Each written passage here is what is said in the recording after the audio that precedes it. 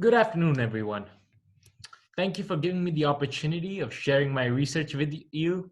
My name is Mohit, and I will be speaking on the topic of properties of pulsars in the Rapid ASKAP Continuum Survey. Let me introduce this topic.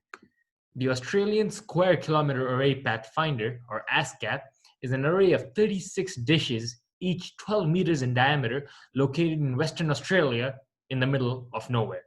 This is because we don't want any electromagnetic radiation interfering with the data received by the telescope. Each of these dishes is also fitted with what is known as the phased array fields, which allows astronomers to view large areas of the sky in very little time, which until very recently was very hard to do. This also allows us to observe the sky at a much broader range of frequencies. This is important since it was used to form the Rapid ASKAP Continuum Survey, which is a radio survey, and that is on the lower end of the frequency spectrum. This is a large RACS, or the Rapid ASKAP Continuum Survey, is a large radio survey containing information about the sky in various forms, including the Stokes I form, or the Stokes I parameter, the Stokes V form, the Stokes V parameter. It measures the sky at a frequency of 888 megahertz and its corresponding wavelength. Each tile that it measures is mapped by a 6 by 6 degree square, and it is all the sky below a declination of plus 40 degrees is accounted for. We will learn what some of these terms mean right now. Some of these key concepts are the right ascension and declination. These are essentially coordinates used to map positions in the sky. Think about the latitude and longitude on Earth and how they denote position on Earth. Think of those lines as being broadened out into space or extended into space. And similarly, though these coordinates, which are right ascension and declination, a similar concept could be applied to map positions in space. Essentially, the declination could be thought of the latitude degree, and the right ascension could be thought of the longitude degree. Of course, Earth is in the center of the universe. The second thing is the Stokes parameters. These parameters describe the polarization of electromagnetic radiation, or more concisely, they define the geometry of the oscillations in the waves. There are 4 Stokes parameters, but we will be mostly focusing on 2, namely I and V.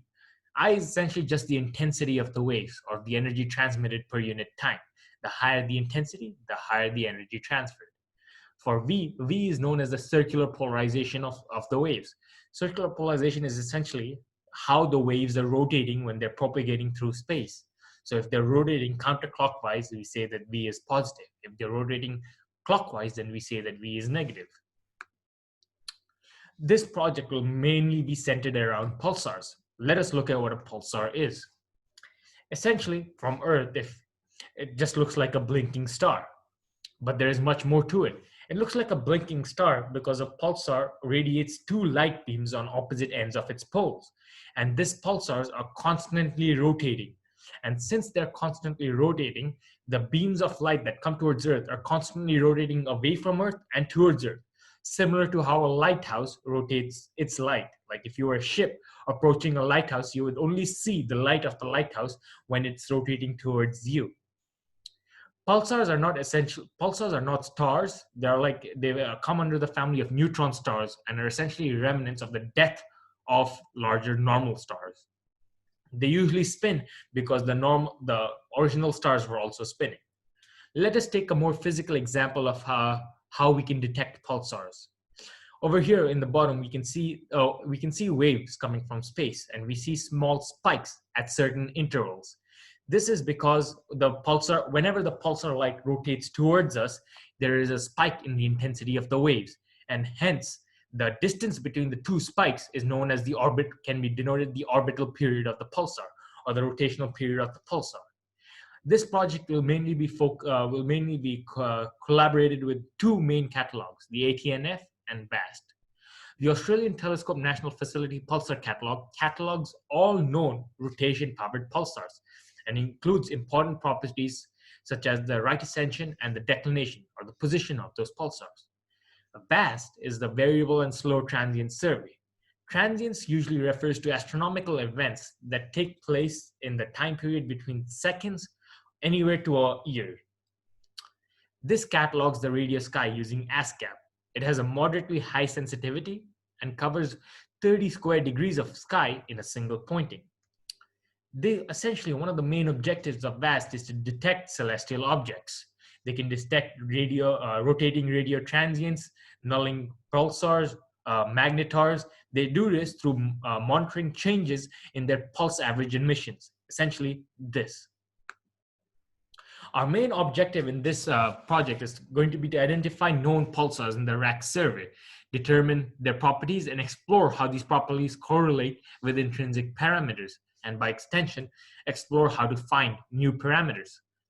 So essentially, think about having two maps, one being a thermal map and one being a visible light map. Just for example, really bright spots on a thermal map are denoted by bright reds or really hot spots.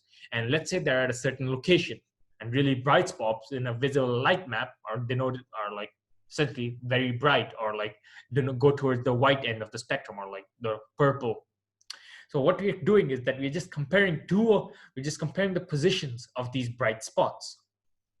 We're checking whether these two bright spots are on the exact same location in space, or like in similar location in space, to see if these two bright spots are coming from the same source. And if they are, we can see that like in this project, the two maps would be the Stokes I parameter and the Stokes V parameter. And we know that pulsars emit both these things.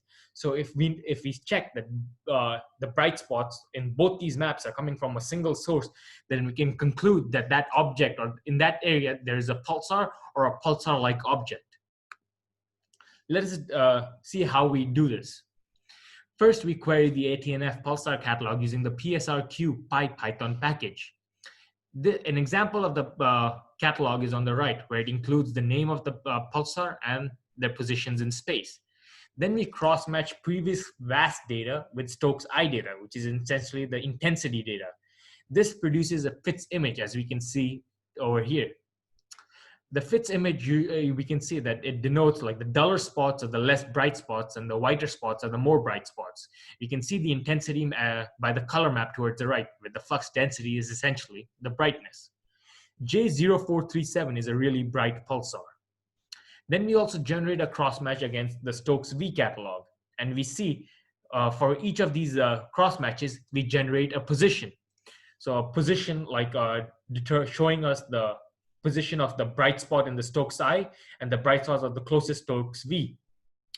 And we see that since J0437 is such a bright pulsar, all three of these positions lie at the same point. Thus, we know that this is a pulsar, and like it's very known that this is a pulsar. However, since we are using the AstroPy Python package to cross-match pulsars, there are some limitations. As in, like, even if there's a bright spot on one map at a certain location, and on the second map, there is no bright spots like anywhere near that same position, it will still find the closest match, even though if it's really far away from the original position, and still consider that a match. So we need to set a physical offset limit, where offset basically means the separation of the separation of two positions. So essentially, let's just take the example of finding a offset limit for the separations between Stokes V and ATNF. Essentially, we plot the separations on the x-axis and plot the number of pulsars under that separation on the y-axis. From this log graph, we can see that most of the highest probability of pulsars lie in the 10-to-1 range, or the 10-to-2 range. We see over here that in the truncated plot, in order to get the definitive offset limit, we see that the highest probability lies between 0 to 10 arcseconds, and any separations beyond that are just random pulsars or random matches. So in order to find definitive limit, we plot these last three pulsars to check physically whether they're actual matches of pulsars or not. These are the pulsars of approximately 29 arcseconds, approximately 14 arcseconds, and approximately 9 arcseconds. These are their respective plots.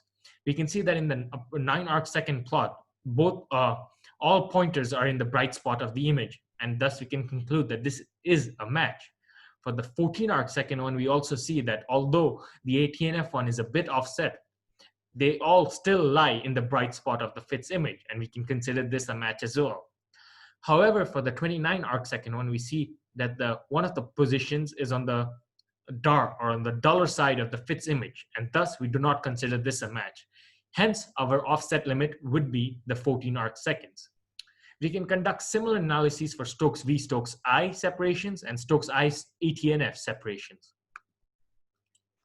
After setting certain limits, we see that there were approximately 70 matches between the Stokes V and ATNF. Considering the number of parameters we have, like the ATNF, which has 2,811 catalog pulsars, and the Stokes V catalog, which has 139,200 bright spots, or like we call them islands, we see that there are only 70 matches. That means that there are other objects in the sources for other bright spots in the Stokes V catalog come from other types of objects. Similarly, we can cross-match the Stokes I and the ATNF, and we find a large number of matches. And our job is to see which bright spots match all three, not only the Stokes I and ATNF, but the Stokes I, the ATNF, and the Stokes V from the image. Thus, we have to parse through all the Fitz image created physically and check if there are matches or not. The reason why there is a lot of Stokes I parameters is because there's a lot of objects in space that emit electromagnetic radiation. Hence, there are a lot of bright spots due to the intensity. With each Fitz image created, or with each pulsar cross-matched, we have a sample data file that outputs certain important variables that we can check to see whether it is actually a pulsar or it is some object like a pulsar, if it's a match between all three coordinates, like Stokes I, Stokes V, and ATNF. Then we can compare this to previously existing knowledge on pulsars to check if these are actually matched those pulsars, and then we can categorize them as matched pulsars. Additional information can also be found, such as like the brightness, the spectral indexes, the spectral curvatures, etc. So because the summer was so short, I personally wasn't able to go through all the pulsars matches physically and determine which of them are matches and which of them are not. So essentially, that would be a next step in determining which of these rack sources are actually pulsar matches, and which of these properties correspond to those pulsar matches. One could also have a further step of conducting similar analyses with different variables or different strategies to see which one of those strategies for identifying these pulsars in the rack catalog is the most efficient. This implies that there are a lot more objects in space than just like rotating transients or pulsars. It's crazy. I would like to acknowledge my mentor, Dr. David Kaplan and Dr. Tara Murphy, and fellow students Anna Elk and Megan Jones for helping me very much in this endeavor.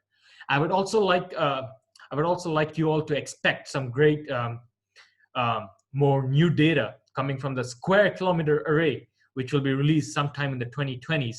It is going to be a project in conglomeration with multiple countries located in South Africa and Australia. This telescope will, this array of telescopes dishes would be much more sensitive, and we'll be able to get much more data and conduct similar analyses to find known pulsars and other celestial objects. Thank you.